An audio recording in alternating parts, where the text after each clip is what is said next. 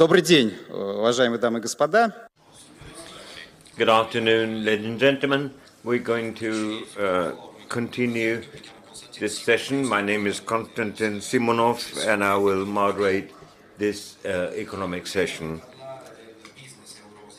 Before we talk about Eurasian business, we have to start establishing what Eurasia really is. There's still a discussion on that. For Russia, Eurasians are those who support the third way, the third road, and they feel that Russia is neither Europe nor Asia.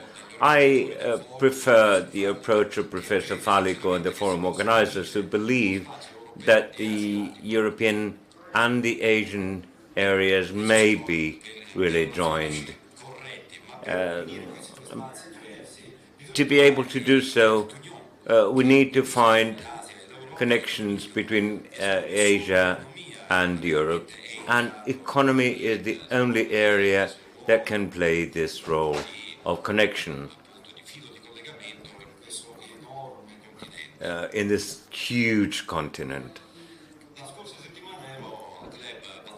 Last week I was at the Valdai Club and we were talking about Eurasian issues there too.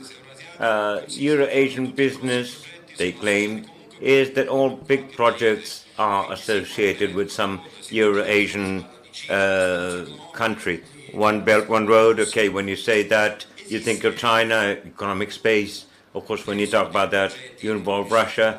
There are big economic projects that can put this huge areas together. We're going to discuss this. Let's start with energy. The plenary session was focusing on this topic, and energy is obviously at the basis of economic development.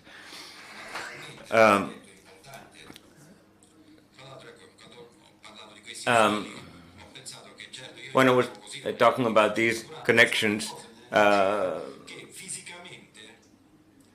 was actually referring to something that can be represented by the energy sector, like gas ducts, gas pipelines that connect different areas within Eurasia.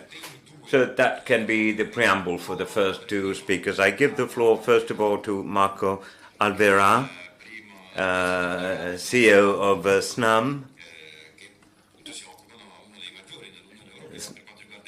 and is one of the greatest experts in the area of gas pipelines in Europe. In Italian, I see many foreign friends here in the room, so we'll help facilitate the translation. So first of all, thank you, Chairman of this panel. Thank you to Professor Fallico, who every year makes this a better and better event, and thank you all for being with us. Indeed, Konstantin, you say that the pipelines are like a wire connecting Eurasia with energy. I would elaborate on that. I think we all played when we were young this game of putting on the wire 2 cups. And I think going to the panel's topic, which is that of dialogues, I think these wires and these pipes are really peace routes. And they really work extremely well, not only to transport energy, but also to transport conversations and to connect all the countries where the pipeline becomes a necessity, both for the exporting country and the importing country. So these really are peace pipelines. Going back to what Matteo Salvini said opening this conference this morning, it's really hugely critical to have events like this and to have infrastructure like the ones we built as a way to support the dialogue and the convergence of ideas. I will elaborate on this in some technicalities, going through some of the details of the trends that we see. I elaborate on what Bob Dudley said earlier. This is the world outlook for energy consumption in 2040. And we see that whilst renewables will grow a lot and hopefully coal gets shrunk a little, oil continues to play a big role, but gas is really in a big growth projection from here to 2040 on a global basis. The statistic which is important here is that for every percentage point of switch from coal into gas on the global mix, that has the same CO2 benefit as increasing all renewables by around 10%. So if we are serious about climate change, we have to go to places like India and China and really help them accelerate the transition from coal to gas, because that is where the CO2 emissions will come from in 2040. And we should do this now, because what we never talk often enough about is that 1 ton of CO2 reduced today has a value of 20 or 30 tons reduced in 40 years' time. So we have to rush to accelerate this replacement, because you know CO2 is a stock amount that's out there, so what's important is to do this very quickly. When we come to Europe, there has been a period from 2010 to 2014, after the crisis, after the 2 crises we've had, demand has really collapsed. Now demand is recovering. We have different outlooks for demand, but what is more certain is the supply outlook. And even if we keep a stable demand profile, which I don't necessarily believe in, but some people do, we still need to increase imports by huge amounts of money. The last 4 years, we've had imports increase by 84 billion cubic meters in Europe from 2014 to 2017.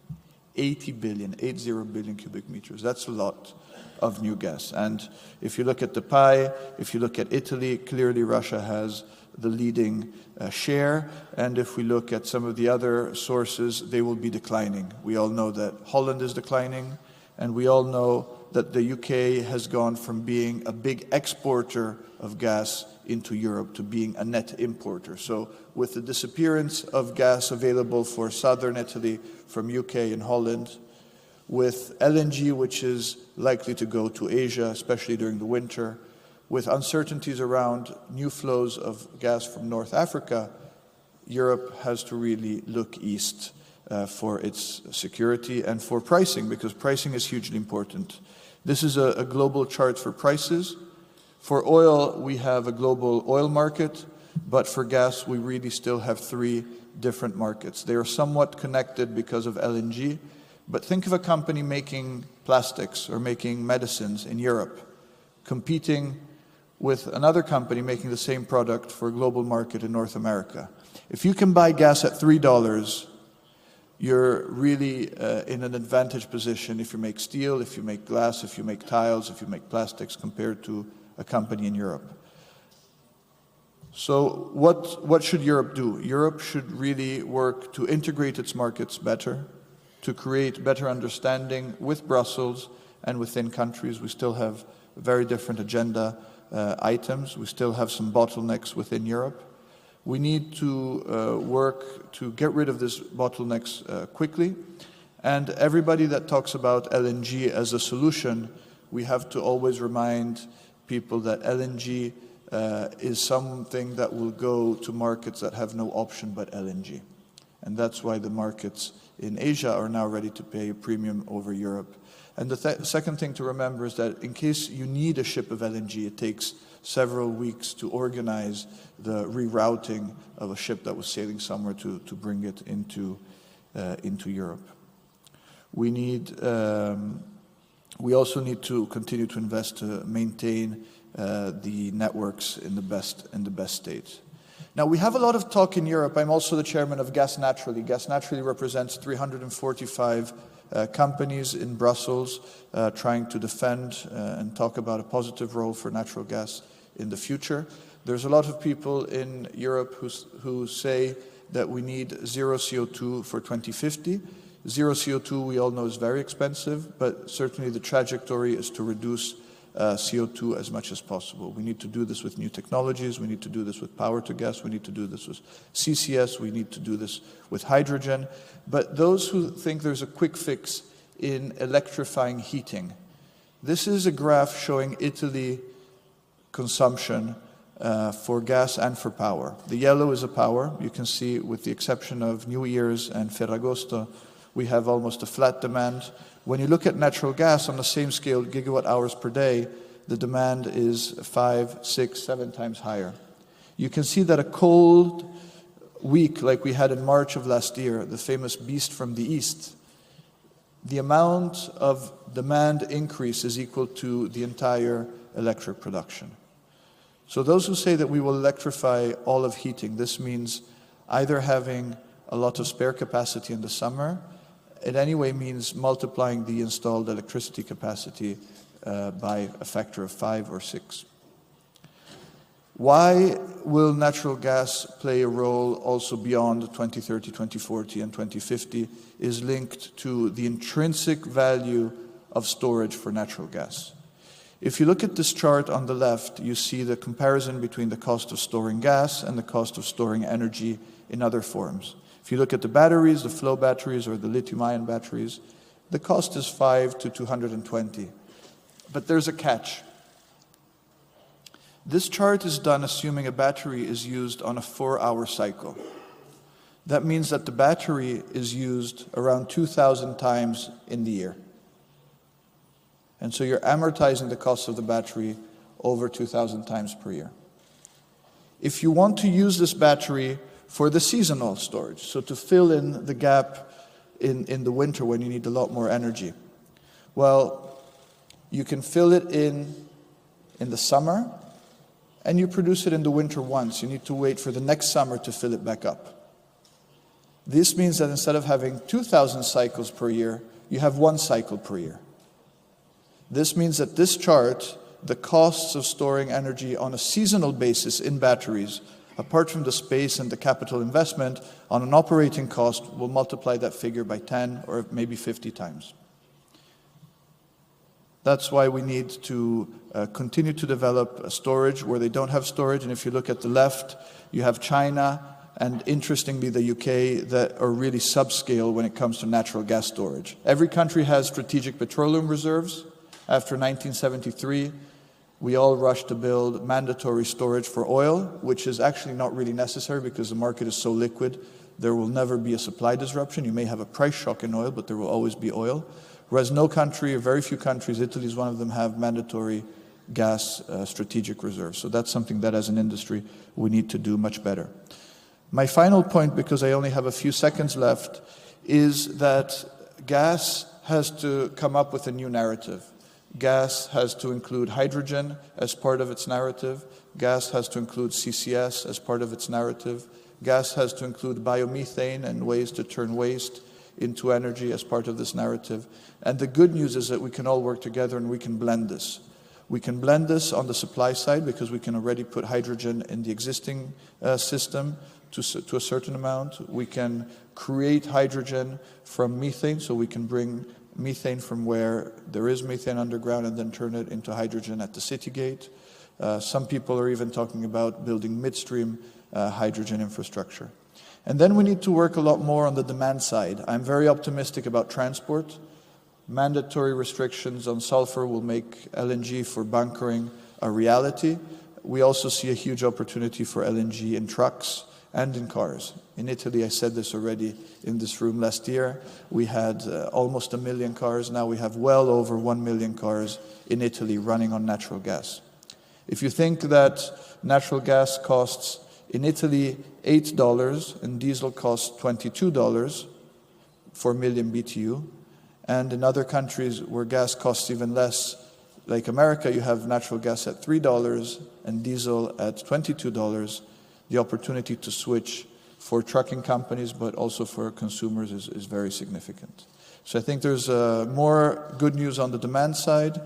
There's a lot of work to do on the R&D side, on the supply side. We need to make decarbonization a real effort. I was very impressed by the charts that Mr. Sechin showed about Rosneft's ambition. I know Gazprom is also working hard to address the CO2 issue. So we need to make CO2 reduction really a reality. But I think that gas will go a long way to making sure that we have positive dialogue throughout Eurasia. And I'm very happy to say that next year we will celebrate 50 years of the first shipments of gas from Gazprom into the Italian system with pipelines that have been built together 50 years ago. And these have been 50 years of dialogue and of a very constructive dialogue. Thank you very much. Спасибо. Спасибо большое, Марко. Ну вот мы нашли одну из общих идей для Большой Евразии. Это растущая... We found a common idea for the greater Eurasia. The consumption, gas consumption going up, Mark has recalled that next year will mark 50 years from the first gas supply contract to Italy. And this year we celebrated the 50 years of supply to Austria. Just a few remarks concerning competition. The EU representatives concerning the stocks of gas are saying that prices are going down.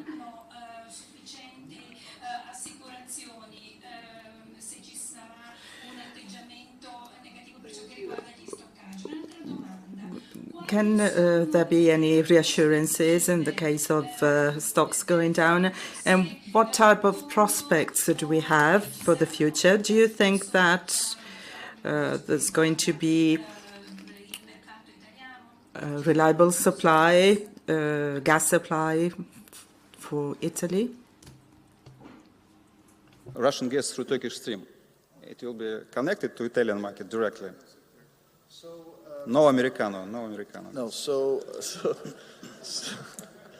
the on the storage point, you're absolutely right, Konstantin. The governments will need to regulate storage, because if you look at the forward curves, the market is not liquid enough to give you the seasonal swings. So if you look ahead, it's very difficult to make an investment decision.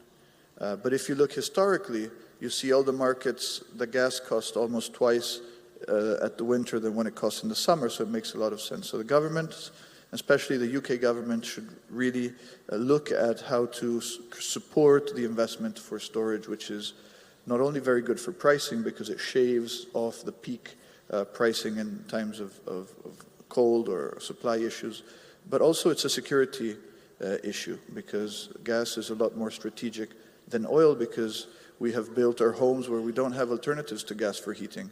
So if it's really cold and you don't have the gas, it's really a big issue.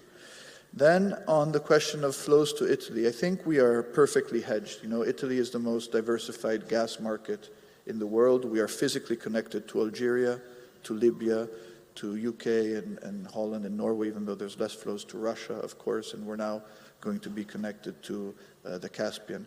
The gas from Turkish stream has different options with which to come to Italy, but it will come to Italy for sure. As SNAM, we are investors in the Austrian system as well, and so if it comes to Baumgarten, we are there. We are, of course, our job is to build pipelines and manage pipelines. So wherever there's infrastructure being built, we have a keen interest. Thank you. Спасибо большое. Компания «Газпром» скоро завершит строительство первого газопровода из России в Китай, проект «Силы Сибири». Но вообще, наверное, для евразийства будет интереснее дождаться. As far as Eurasia is concerned, probably the construction of Siberia 2 is going to be interesting. The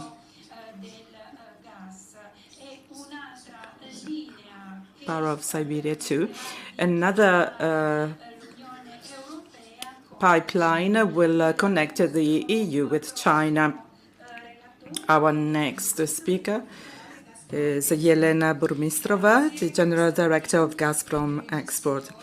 Thank you, Konstantin. Ladies and gentlemen, dear colleagues, I would like to greet all of you, to welcome you to this forum of Verona that has become a tradition by now. I would like to thank Professor Fallico, thanks to his enthusiasm and his vitality.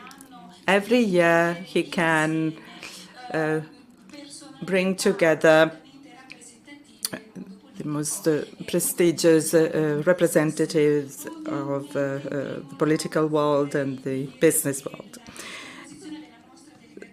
Our delegation is very much symbolical. We have representatives from Italy, Uzbekistan, China. And I'm really glad that all the geographical regions are represented during our session. We are proud of the collaboration we have with all of these countries. Today, we are discussing gas and the transport systems. It is a pleasure to participate in developing the Eurasian space. 1 year ago, we discussed the prospects in Eurasian, and in the past few months, our business did make some achievements. The political situation is posing new challenges to us. I'd like to stress the role that the business community should carry out to compensate for whatever the politicians cannot do. In 2019, like previous speakers have already recalled, 50 years will be celebrated from the first gas supply to Italy. And this should become an example, the symbol of what our company can do. 50 years ago in Moscow, way of cooperation was sought, and the competitive price was welcomed with interest by Rome. At the same time, in Moscow, the quality of the technical aspects was very much appreciated. The exchange between the two countries has been successful, and the initiative became a flywheel for our bilateral relations. These relations were an important basis for our cooperation and the development of our business in Europe. The same occurred in Austria and Germany. Many successes were obtained in the energy sector in Europe because the economic interests were defended. Thanks to the relations with Europe, we had the opportunity to use our expertise. Our success, both in Europe and Asia, is due to the experience we acquired in Europe. Gazprom is a Eurasian reality.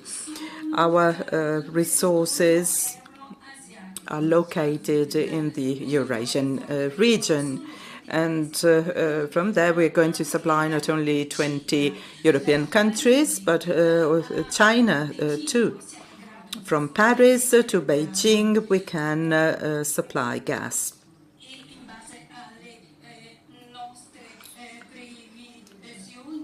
According to our forecasts, our supplies will increase in the future. If you take a look at the development, the growth prospects in our region, our business will increase at a world level, as well as the volumes of the liquid natural gas. The Asian players follow a very pragmatic approach, and this is what business needs, without considering the political context. The energy sector is the very basis of the economy. This is why our responsibility is huge. We are responsible towards the shareholders, the whoever buys gas, and Russia itself, due to its geographical position. Russia can be the guarantor of energy security, not only for Europe, the European countries, but also for the Asian neighboring countries. We are convinced that liquefied natural gas is a reliable source of energy, a clean source of energy, and our future can be built upon it within the framework of environmental discussions. Gas, the role of gas is often discussed, it's often debated. I'm convinced that LNG is fuel number one around the world. It can be used in all the areas of development. A partnership in this field can be based on synergism. It can solve environmental issues both in Europe and Asia. China is actually banking on gas to fight against pollution. Dear colleagues, cooperation in the field of energy is an extremely important step. Stable major projects in the energy sector will be essential. Business has a primacy over politics, and this is how we can support welfare in Asia. Thank you very much. You were mentioning competition and the idea of separating politics and business. I agree with you. Some say that from the economic point of view, there are alternative suppliers that can compete with Russia. How can Russia compete with the states in the field of gas, natural gas? What are the medium-term perspectives?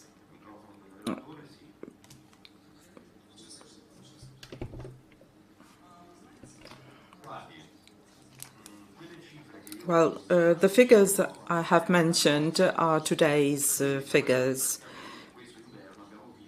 They are a fact. Last winter, we saw a peak in the spring months. They have become almost winter months. The daily gas supplies going through our supply points demonstrated the supremacy of Russian gas. And when we say that our points of supply are providing these magnitudes, this is not something unusual. Unfortunately, the speaker is speaking outside the microphone. Gazprom, at the moment, is doing everything possible, is taking all possible steps to build and develop a new gas transport modes. I'm referring to the Nord Stream, to the Turk Stream, all the pipelines that the politicians are still discussing and analyzing from different points of view, but they are fundamental for energy security in Europe. Thank you. We are expecting yet another record figure. We already reached a record last year, so this happens year after year. It was a record not just in comparison with today's supplies, but in general.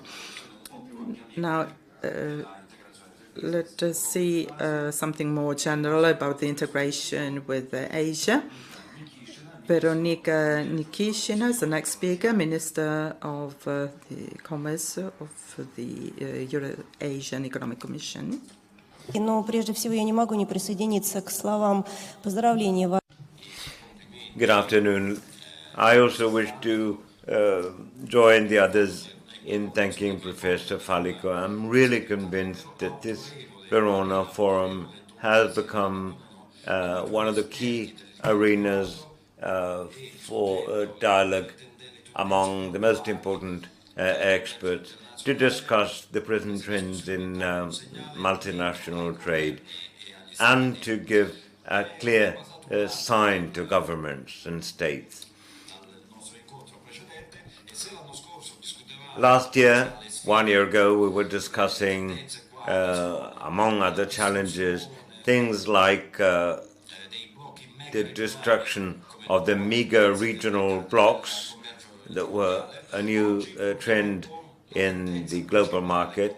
Now, conversely, the main trend that our business have to face up to is that instead of discussing opportunities offered by international trade, we are here to discuss the problems of international trade and how businesses can overcome them. I think that the main problem for businesses now is the difficulty to have a strategy ahead of them because everything has become unpredictable. There's no mutual trust anymore.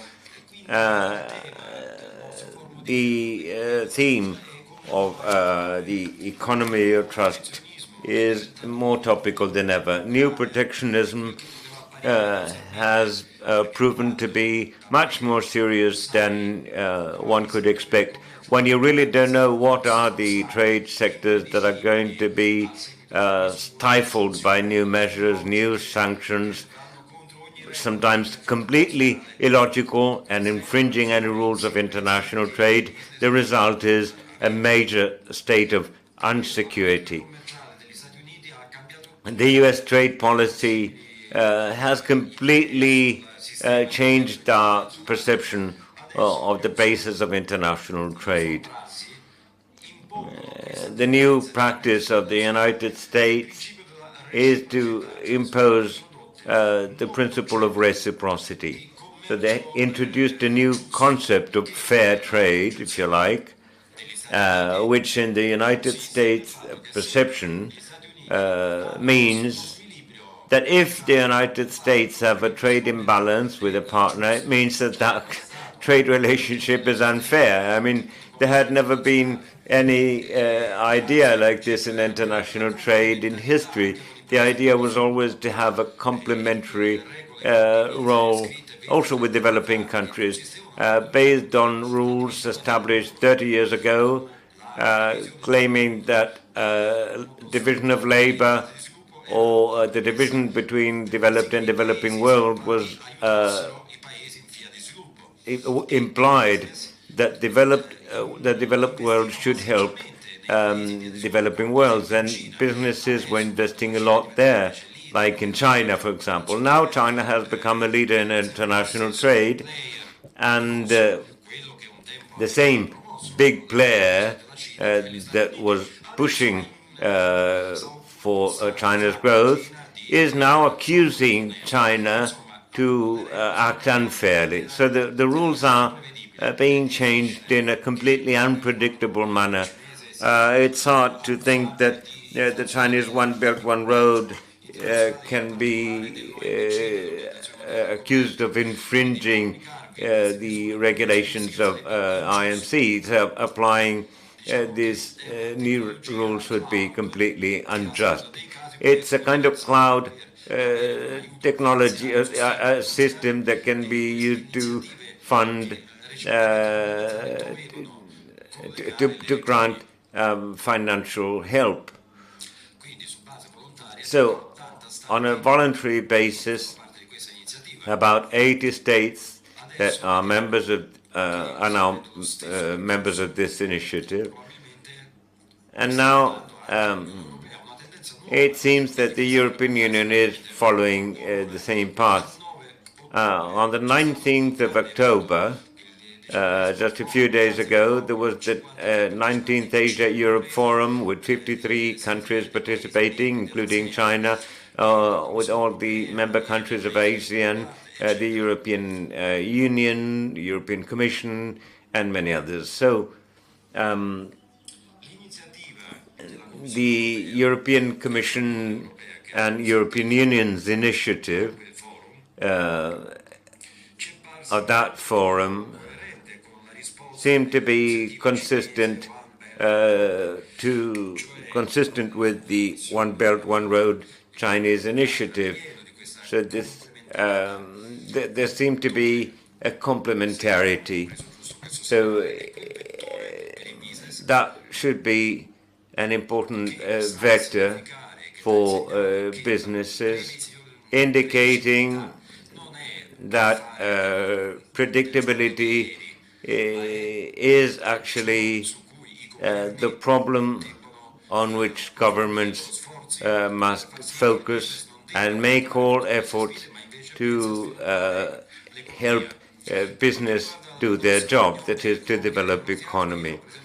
For the Economic Eurasian Union, I represent that bloc that does not simply interact with our trading partners, but make dealings with established trade agreements. So, in other words, we create the trade regimes between the Eurasian Union and our partners.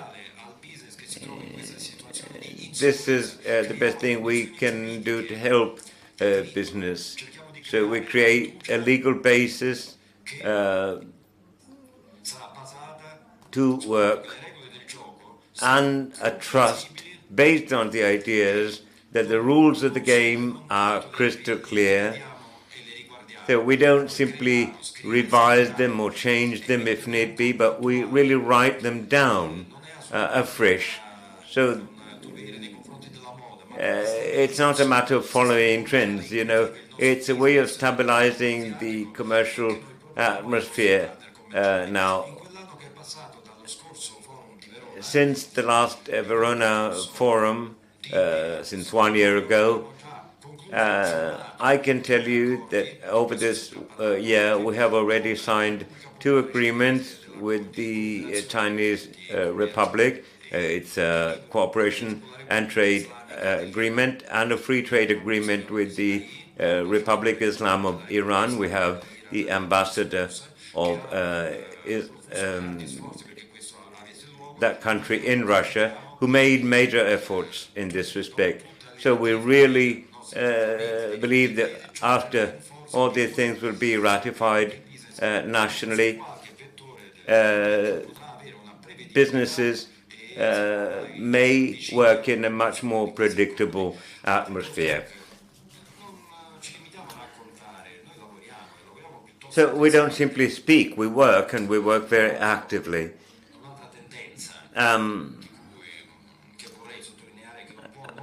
And there's another important source of concern now, and that is the attack to the multilateral trading system called OMG. This is now a major concern.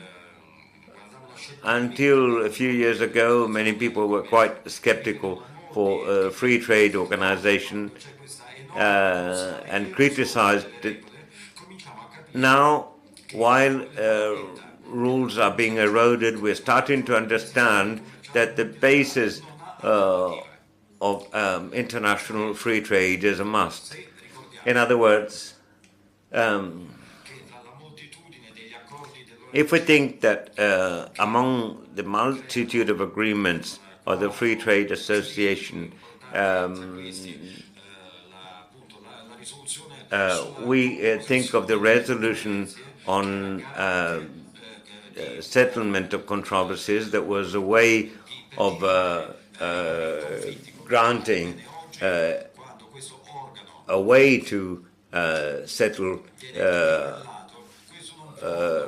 quarrels among businesses. Now, this has been put upside down. So we, as Eurasian Economic Union, can say that creating a multilateral system is the only alternative if we want to create a stable climate of mutual trust among businesses of all countries. I'm really sorry that among the dealings that have been going on, the European Union has not joined in. 3 out of 5 members of our Eurasian Economic Union, for us, the European Union were the first trading partner, and we hope that change of these regimes will not imply a change in trade flows from and to businesses of the European Union. I hope that common sense in the European Union will prevail. We're still having a dialogue with the European Commission to protect European business.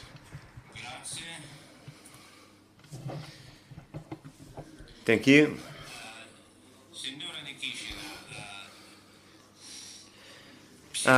Ms. Nikishina, could you please go into more detail about what you said about the cooperation between the Eurasian and the European Economic Commissions?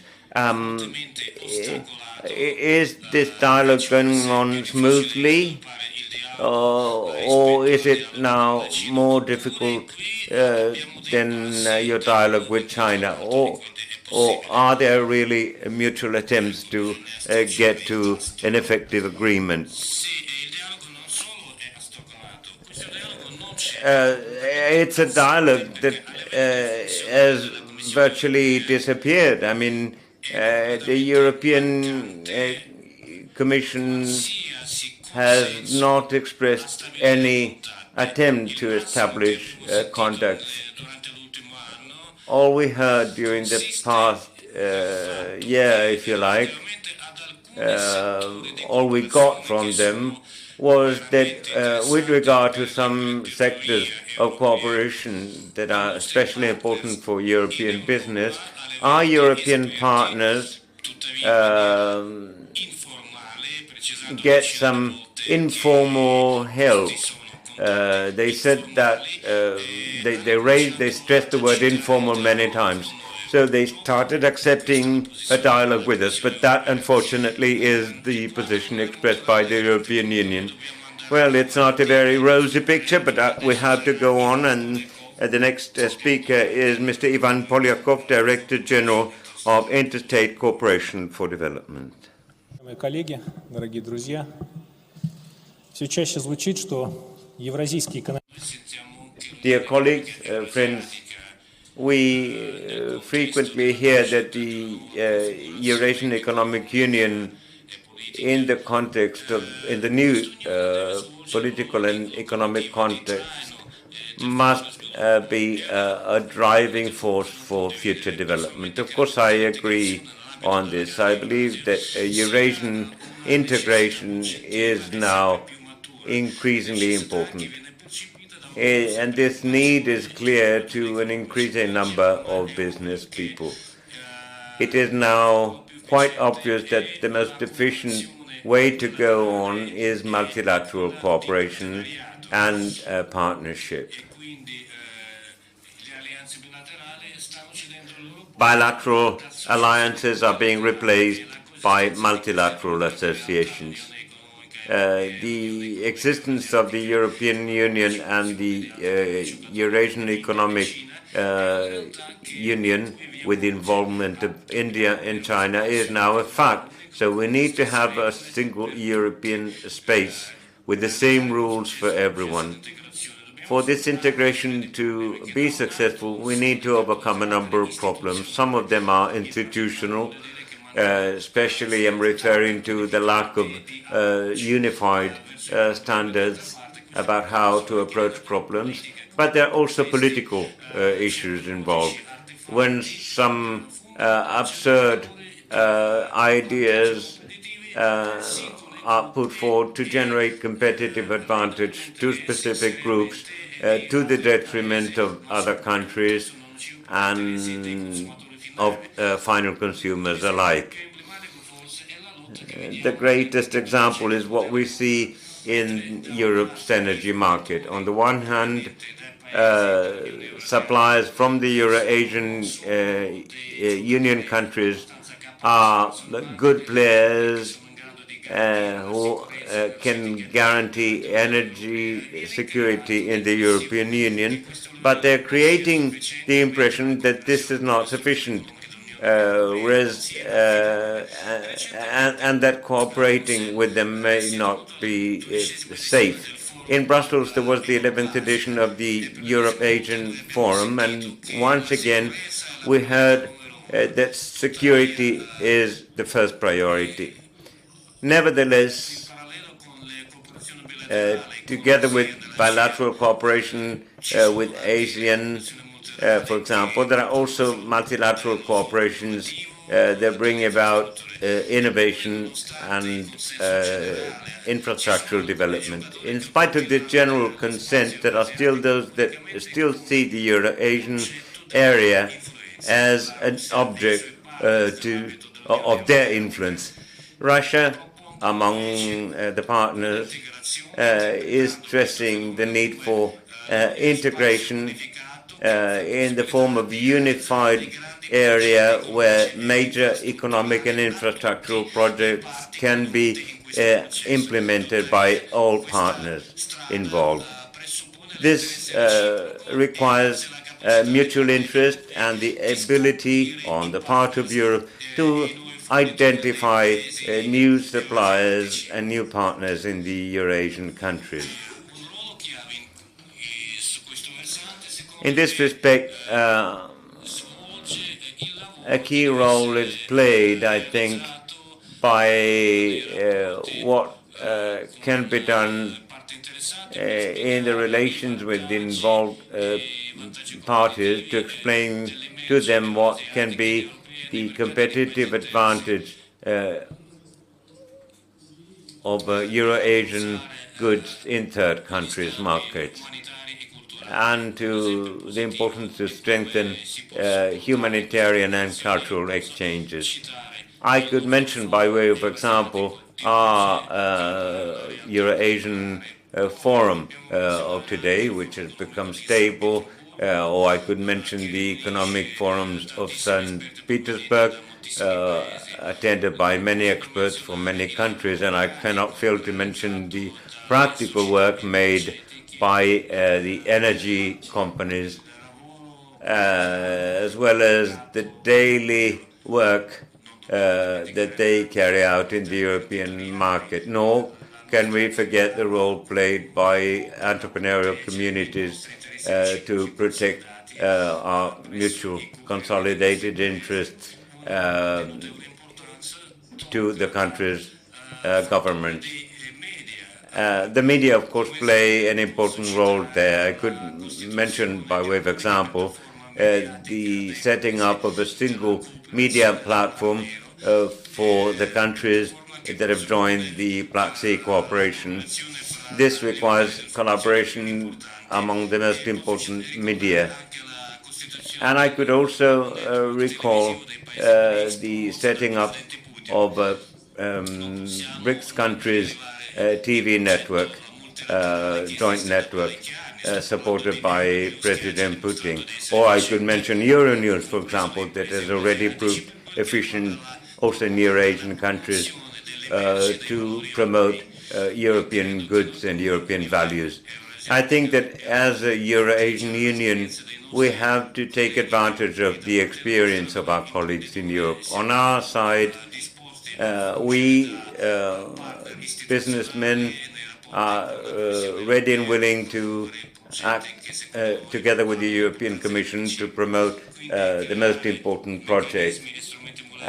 So we need to have multilateral mechanisms that are free from any political influence, and that can be the right way to go to establish greater cooperation among all partners. Thank you.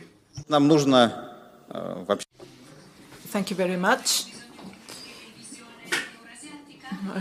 Is there a need for a Eurasian television? Is that possible?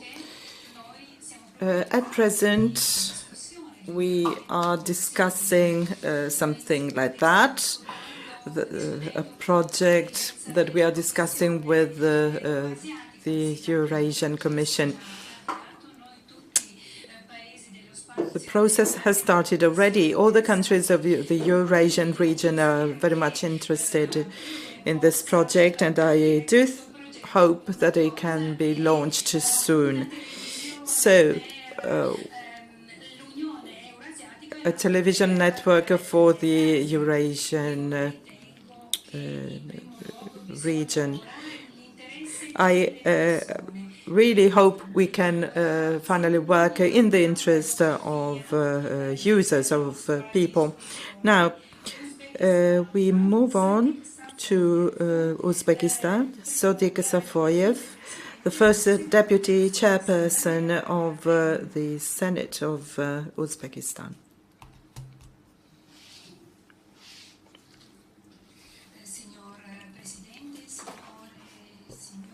Chairman, ladies and gentlemen, it is a great honor and responsibility for me to be here today in Verona. Uzbekistan participates in this initiative for the first time.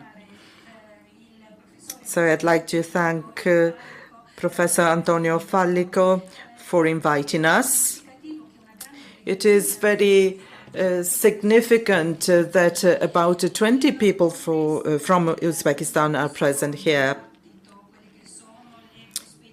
Within the framework of our debate about the perspective of integration from the Atlantic to the Pacific, we cannot forget Central Asia, where the very heart of Greater Eurasia lies.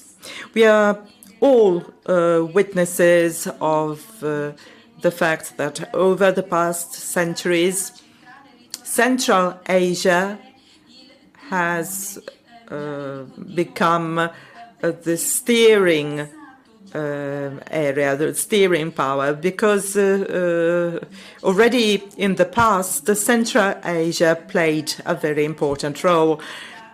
Central Asia was the region crossed by the way of by the Silk Road, which used to reach Venice, near here. We know that there are many changes that are taking place. In particular, I would like to draw your attention to one fact in particular. We have a new president that marked a big change, not just for our country, but the neighboring countries too. In spite of the apocalyptic scenario that we had, Uzbekistan was able to go beyond the authoritarian period. Now all institutions are functioning well. Secondly, reforms have started to be used to make Uzbekistan a democratic country. There is almost a general consensus on this new political course. There have been attempts at introducing a sort of Islamic country in Uzbekistan. But the important thing is that We are aware that a country that is not normalized is a weak country. The reforms, therefore, will continue.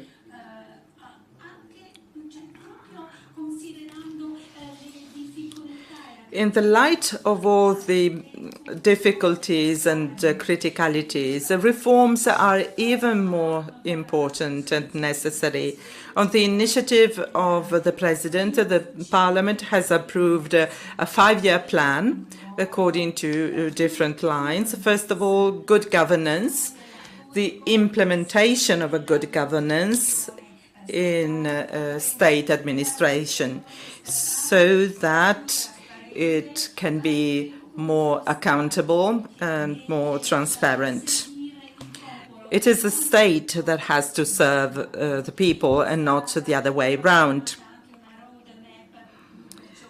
A roadmap was introduced to fight against corruption.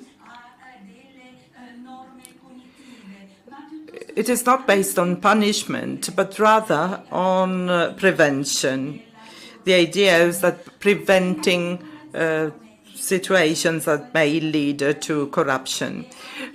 All the citizens are more politically active, the media too, something that the media are excessively active sometimes, but we realize that there is a creative potential. It cannot be used to the full if the fundamental rights are not guaranteed. The fundamental rights have to be ensured by the law. So the reform of the legal system aims not as much to repressing, to adopting repressing measures, as to adopt preventive measures, so that the citizens can find a job, can have access to schooling and to university studies. Tashkent, according to polls, it is one of the most of the safest cities in the world. This is very important. And then free trade, liberalization, the less interference on the part of the state in business. Business environment has to be conducive to investments.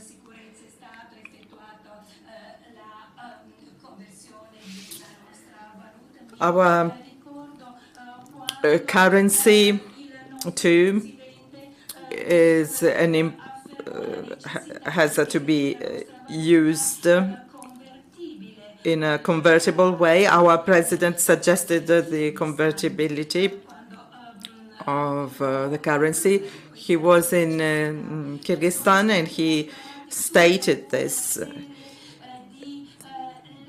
Then a whole series of laws were passed. There is a 2-year moratorium on any type of control.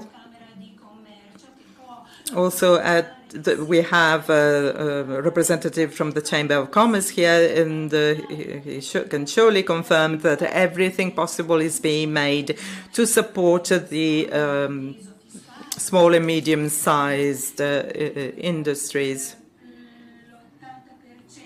80% of our labor force is employed by the SMEs, which are extremely important to the national GDP. All the financial resources that we have are fundamental. We have done everything possible for the European Development Bank and the Luxembourg Bank could operate in our country. We all have to think about ways to strengthen a financial platform. And the financial aspects are absolutely key to our situation. We have to bring our economies together. Today, customs duties on any type of goods are almost next to zero. In its business, Uzbekistan is ranking 13th now. On the initiative of our president, an economic council has been set up, and I hope that the European and the Eurasian institutions can also be represented in this council in Uzbekistan. We are available for compromise. We have been able to solve problems that looked insurmountable. For example, the problem of extraterritorial waters, new flows of capital and people. Uzbekistan's trade doubled. We have seen a new opening of our economy, which means new prospects for the Eurasian business. 2 weeks ago, the president of Uzbekistan went to Paris, and Vladimir Putin also went to Uzbekistan. So both trips, political trips, were very successful. These results were really inconceivable just a couple of years ago. There is a new atmosphere. So my impression is the time has come for Central Asia to be regarded as an integral part of Greater Eurasia. There is a need to involve Central Asia in the current processes. Secondly, our territory is not just important for energy resources. We do not just produce labor force, skilled labor. Today, political stability and the opening of our economy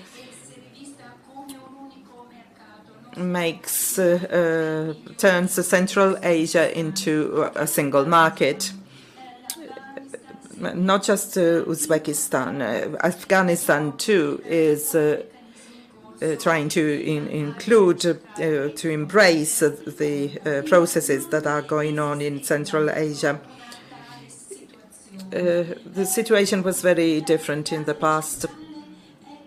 Central Asia is ready to introduce multilateral projects.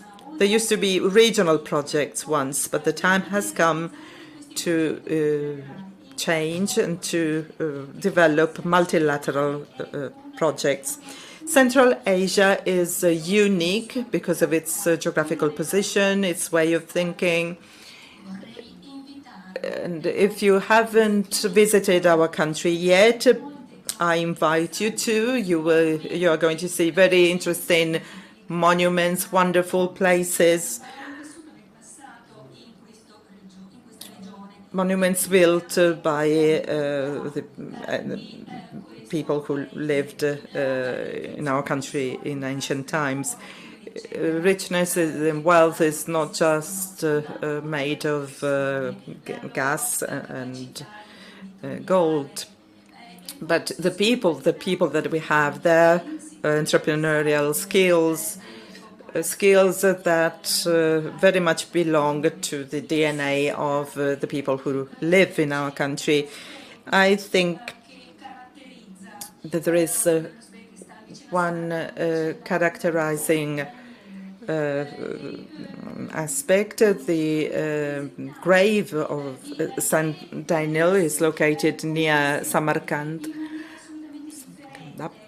and there are 3 confessions recognizing the saint. He is recognized for his capacities, his abilities to make prophecies, and the 3 confessions, the 3 religions pray for the prosperity of their country, and this is my hope too.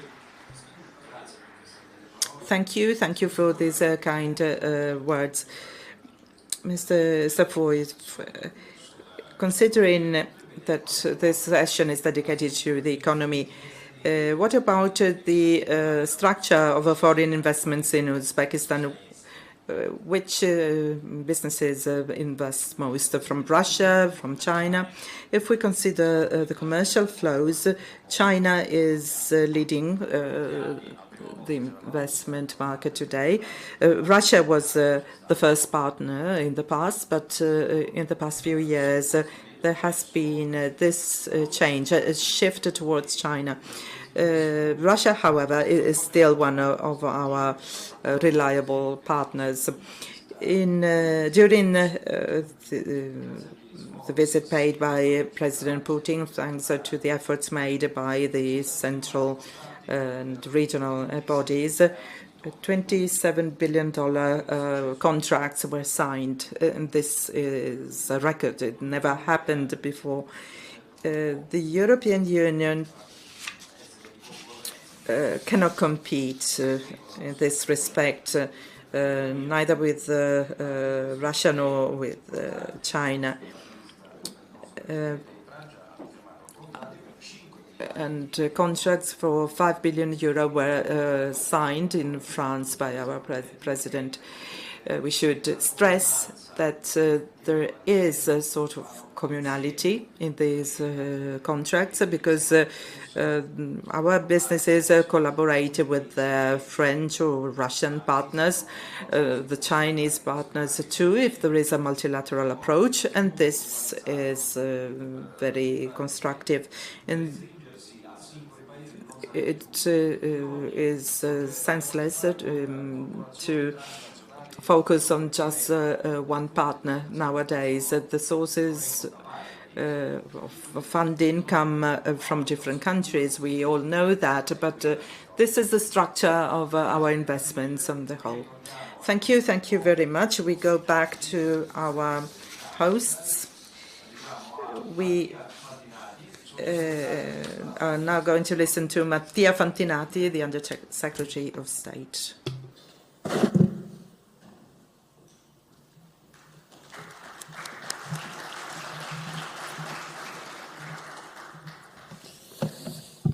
Dobrajin, ni hao. Buongiorno a tutti. Good morning to everyone. It's a great pleasure and an honor for me to be here. I was born in this city, and I know the entrepreneurship of this land, and it's the ability of local businessmen to work on the international market. I want to start quoting my professor of economics of many years ago. I studied at the University of Beijing for some years. He used to say one thing that seemed to be very innovative, looking ahead.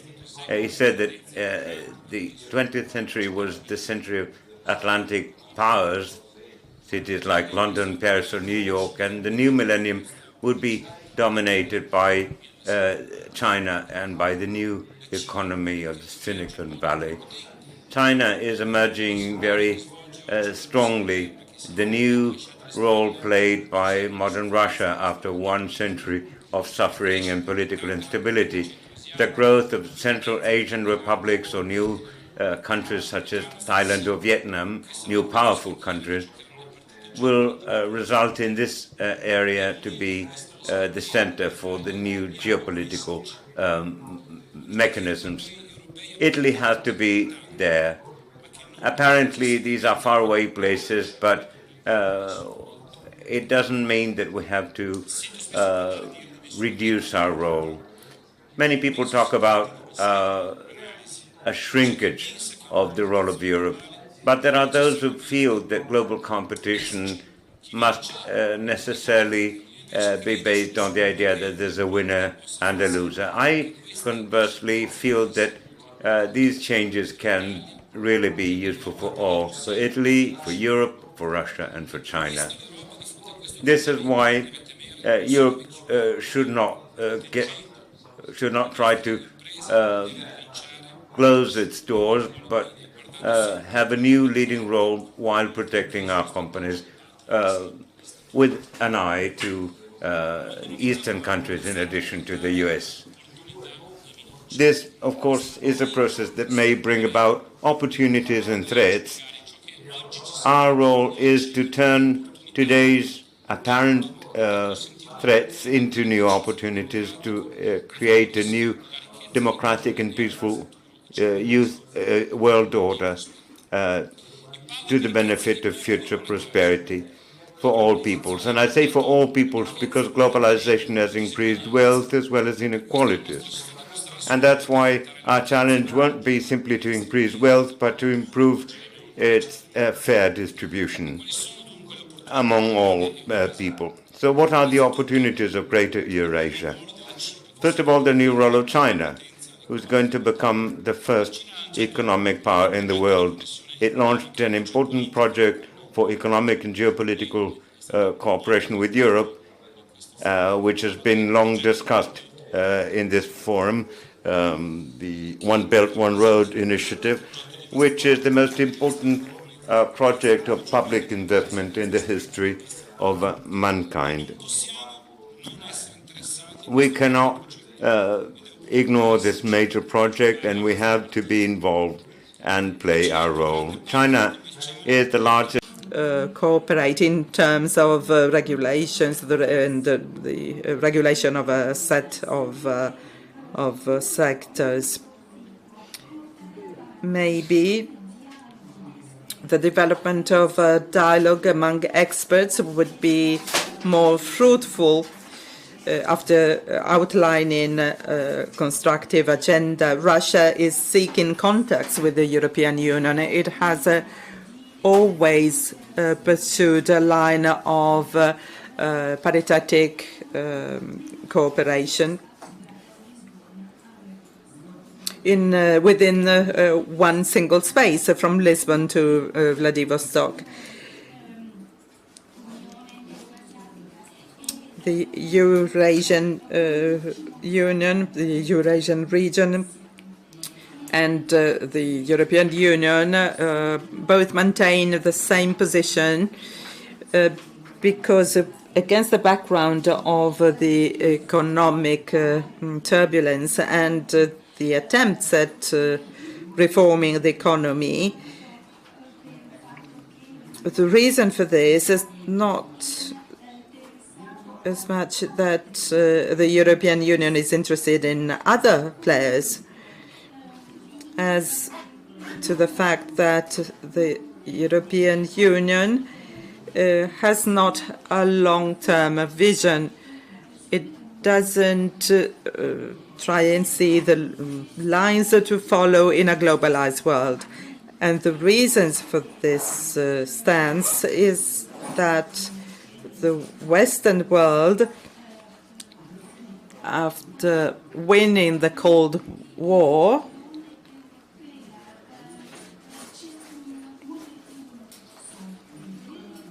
feels that there are full members in the European Union and other countries that are not so European. But we have to think about our future. Let's go back to the relations between the two unions, the European Union, the Eurasian Union. This attempt at having Ukraine to make a defined choice has led to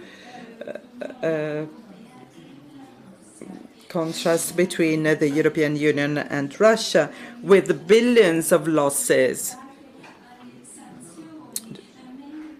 owing to the sanctions imposed, whereas the United States are not suffering very much from the sanctions.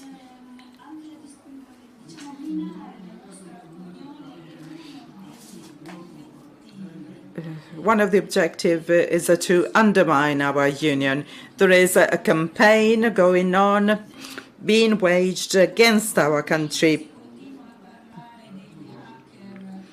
We hear a lot about Russian hackers or about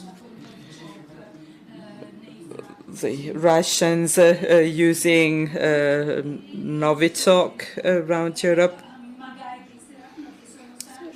What about Romeo and Juliet? Maybe they will think that it is the Russian Tsar who ordered for Romeo and Juliet to be killed. I really hope that all the propaganda can cease. I would like to see more common sense. And in this regard, I must say that sometimes I do hear some sensible opinions. The Italian government, for example, has said that sanctions are pointless, and they invite that they urge that they be lifted.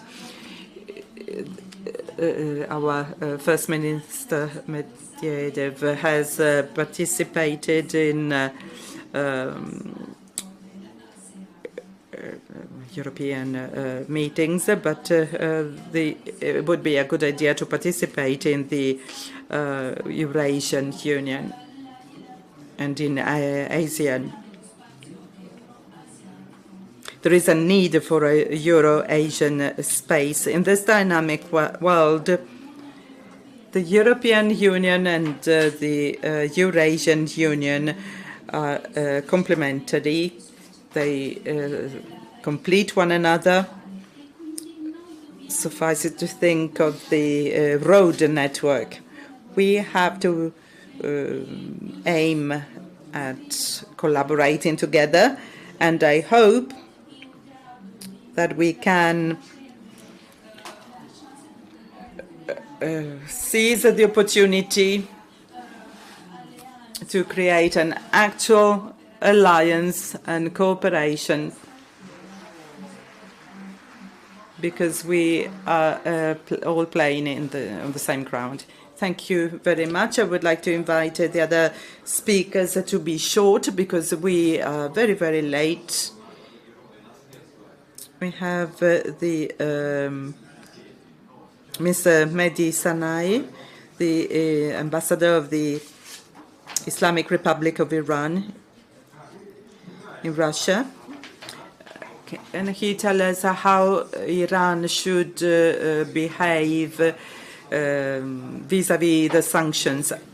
How are sanctions modifying the conduct of your country in Central Asia?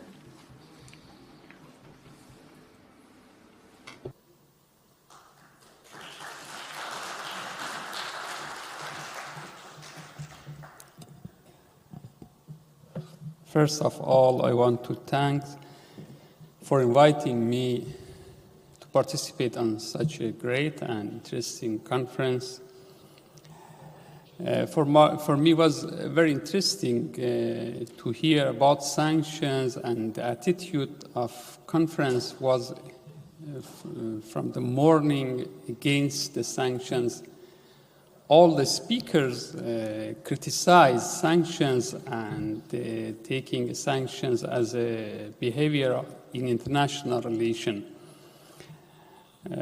And it was emphasized in the morning in opening ceremony, and after that in different sections, that We need more than ever in the world multipolarism, international relations and cooperation and dialogue.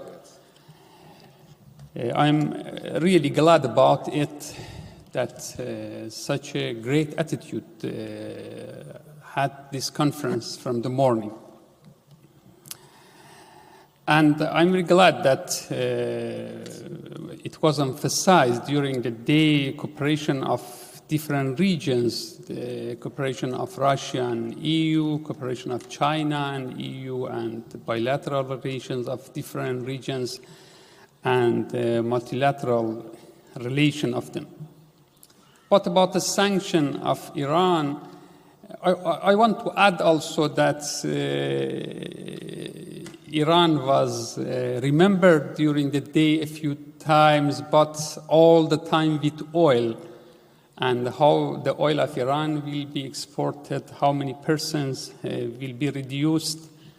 I want to say Iran is not just the oil. Iran is a great civilization, and Iran is a country that has a geopolitical location also.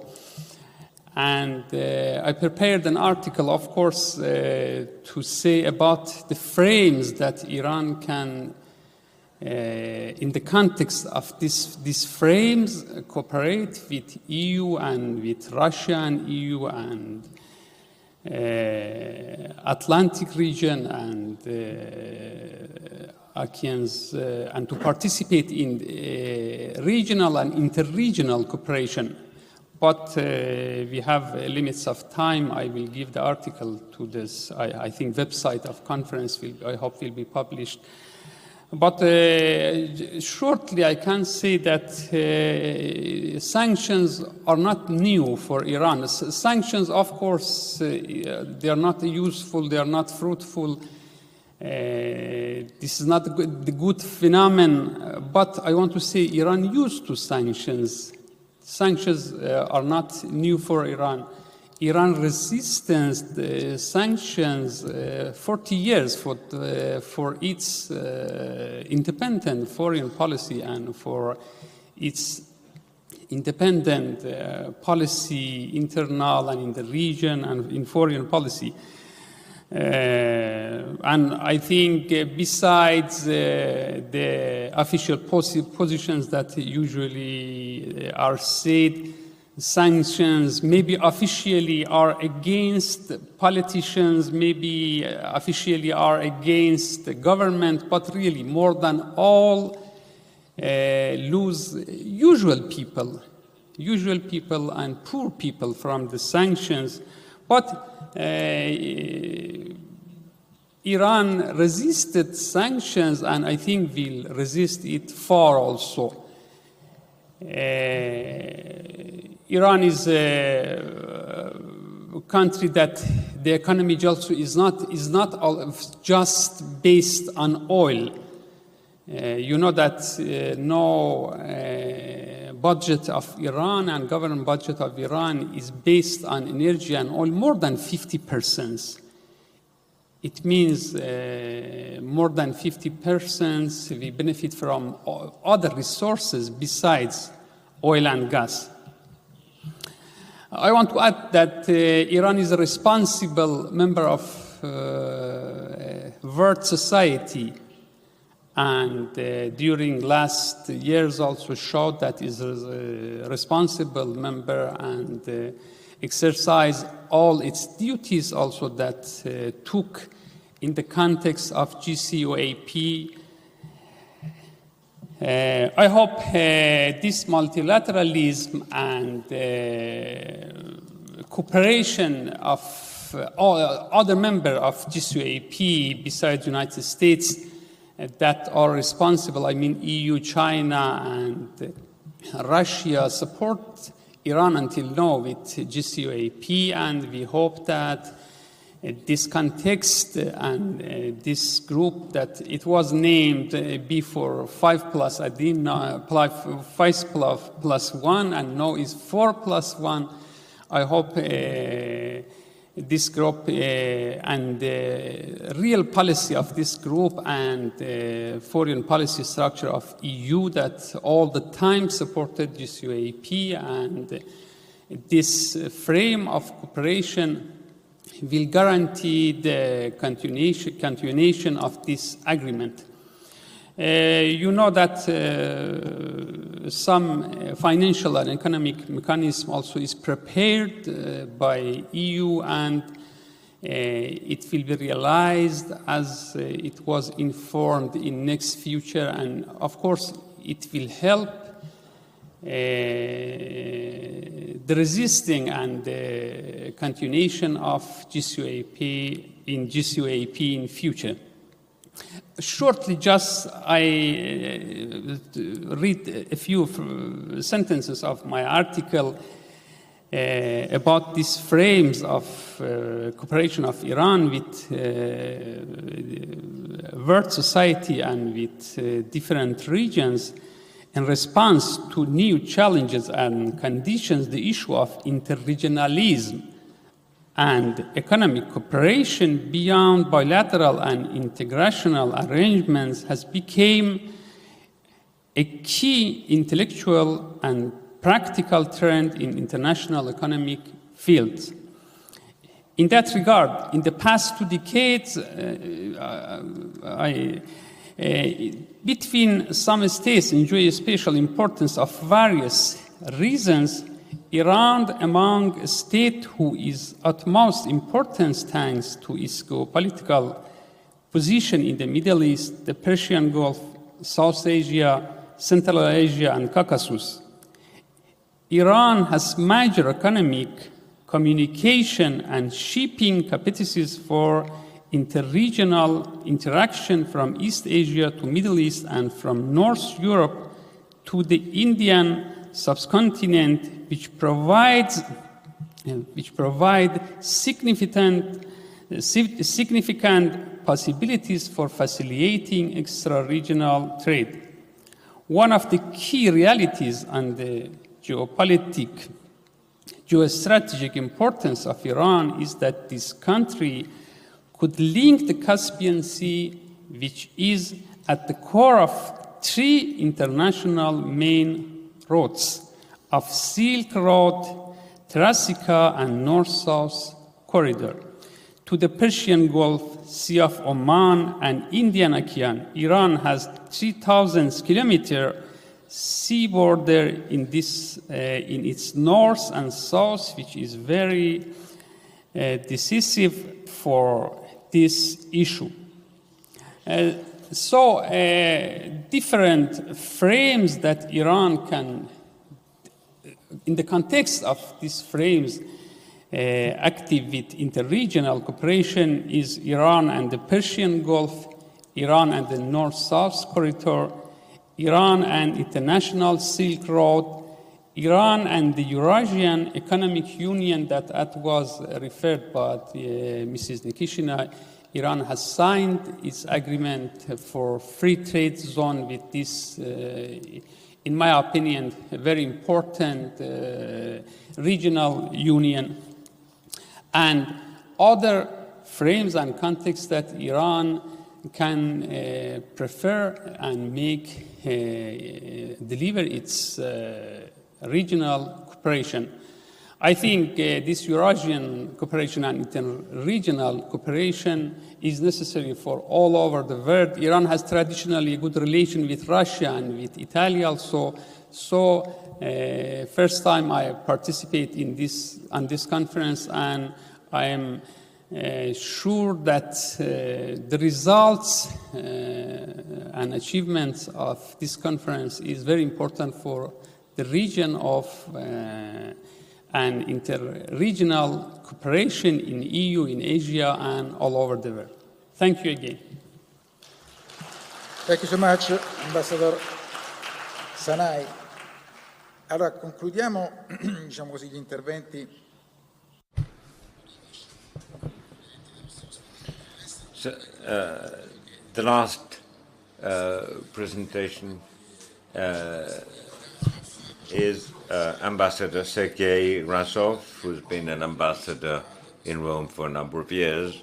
And in the light of what we just heard, it may be interesting to hear his opinion on the possible role that Italy could play in the European context in an attempt to improve relations with Russia, a country that we as Italians, as Europeans, want to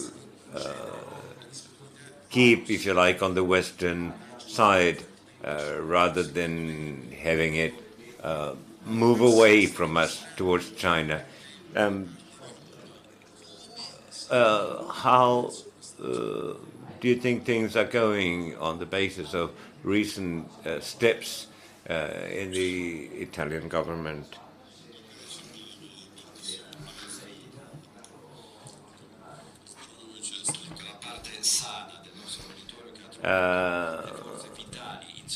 I wish, first of all, to thank the healthy portion of our audience that is apparently strong enough to remain here until this late hour of the day. I want to make a few comments on issues that have already been made. Well, first of all, indeed, I want to thank Antonio Fallico and his Italian and Russian colleagues for what they have done to improve the level of the Verona Forum. I came here for the first time 4 or 5 years ago, and I remember that at the time the esteemed ambassadors of UAE countries would open the forum to increase its political profile. Today, my colleagues and I take the floor during the last session of the first day to make this impossible mission, by definition, of summarizing the comments of the first day. This is in itself evidence of the top quality of this forum. So we heard the president of the Russian Federation, we heard the Vice Prime Minister of Italy, and a number of other distinguished guests speak by itself. So this is a highly representative arena where we can have a fruitful exchange of opinion on the key problems in the international scenario and the problems of the Eurasian scenario in particular. Having said that, I worked in China for a number of years, and there was a frequent statement, and that was that China-Russia relations have become better than they have ever been. That was the objective of our head of state, and I'm sure that this will continue to improve. Considering also the special traits of Russians and Chinese, I think that this is going to happen. Vladimir Chizov, who is a greater expert than I am about the relations with the European Union, said that over the past years there has not been any major change in that sense. I will take the liberty of expressing openly my personal point of view. I feel that the present relations between Russia and Europe, the European Union, are worse than they've ever been since the time of the collapse of the Soviet Union. I'm sorry to say this, but I believe that this forum, as a collective space for discussion, will offer new opportunities to find the ways to overcome this stalemate. Now,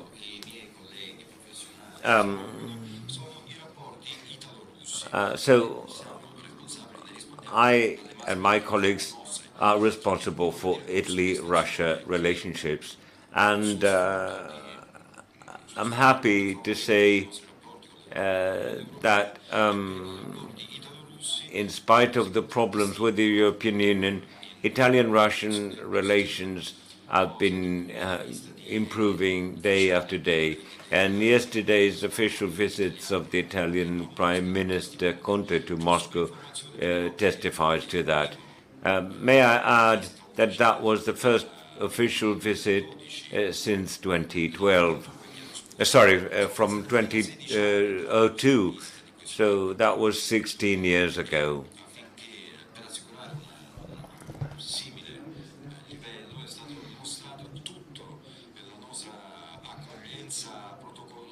We did our best to welcome this distinguished guest. All the meetings were held in the best buildings of the Kremlin, and that was the formal side, if you like. In terms of practice of content, can I say that yesterday 13 agreements were signed, even though 13 is not a nice word in our culture, if you like.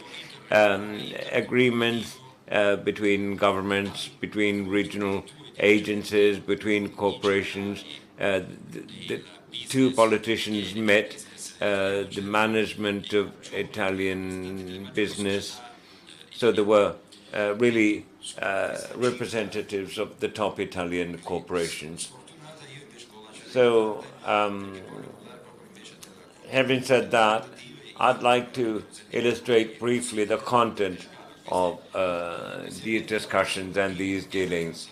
I can say quite frankly that these contacts have been very fruitful, very favorable, and a practical positive sign was given to Italian and Russian businessmen that all these forms of cooperation efforts will be enhanced and strengthened. But going back to the question made by our chairman, in other words, how to avoid pushing Russia into the embrace of some of the countries in the East. Well, I feel that we develop relations with many countries in the East and in the West, and with most of them we are ready to work more actively than our partners are. In terms of Italo-Russian relations, by the end of this year or the beginning of next year, there will be a very intense program of political and economic visits. Russia will have an active role in the Palermo conference organized by our Italian friends on the 12th and 13th of November. And the foreign minister of the Russian Federation will visit Italy twice before the end of this year on the occasion of the OSCE ministers meeting in Milan and the Mediterranean conference that is regularly held every year. In mid-December in Italy, there will be a plenary session of the Intergovernmental Economic Council for Commercial and Scientific Cooperation at ministerial level. It's a body that manages all sorts of trade relations and economic relations. The Italian President of the Senate, Ms. Casellati, has been officially invited to visit Russia. We are now establishing the schedule for that, and the same kind of invitation has been sent to Mr. Fico, the head of the Italian lower house, and I hope that in the very next future this will actually come true. So we will use all ways, in other words, to strengthen intergovernmental cooperation. This year in Italy, an important Russian program will start called the Russian Seasons. There are a number of initiatives involved in this, and on the 15th of December, this program will close. Everything started in January, so there will be the final event in mid-December in Rome. So those of you who may have a chance to take part are invited, of course. We'll be very pleased. And at the end, there will be also a concert of Russian musicians. At the beginning today, we mentioned the question of sanctions. Of course, sanctions are negative and they have a negative impact on our international cooperation. Discussing this with many Italian business managers, I realized that this has a negative impact on Italian businesses that used to work very actively on the Russian market. I don't think that we can easily weigh the pros and cons, but surely we can talk about dozens of billions of euro losses. Can someone gain from this attitude? Well, perhaps so, but certainly not those that have been collaborating and cooperating for decades and are now losing some market share on the Russian market.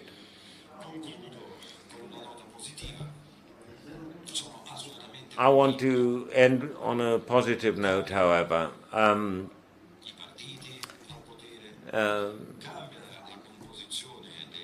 Parties, power changed, government composition changed, prime ministers changed. What does not change, however, are some key international interests of Russia and Italy. I'm sure that all these issues, political or economic, are crystal clear. That's what makes me more optimistic about the chances we have to put these things into practice in the future. Thank you indeed for your very clear analysis with no rhetoric. I think you were also highly realistic. You talked about pros and cons. I said that from the very beginning that we would end with Mr. Falico's comments on what we've been discussing today, and especially whether he feels that this business diplomacy on which he has been working for so much over the years to improve the relations between our country and Russia has been confirmed to be successful during this very intensive working day, where over 30 people spoke. Io intanto volevo ringraziare I presenti. I'd like to thank all the participants, first of all. Very brave to be still here. They're glued to their chairs to be able to follow our proceedings. I would like to thank these three speakers, Vladimir Shizov, Sergei Razov, and Mehdi Sanai, for their contributions. We heard very analytical views. To respond to Mr. Cassieri, if I should identify a leitmotif of today's proceedings, I could say that we recognize the role of the businessmen from many countries, not just the European or Russian businessmen. But we heard of the ambassador from Iran. 20 countries were represented here today, and paradoxically, the more sanctions are imposed, the more threats are made to add more sanctions, and the more the businesses react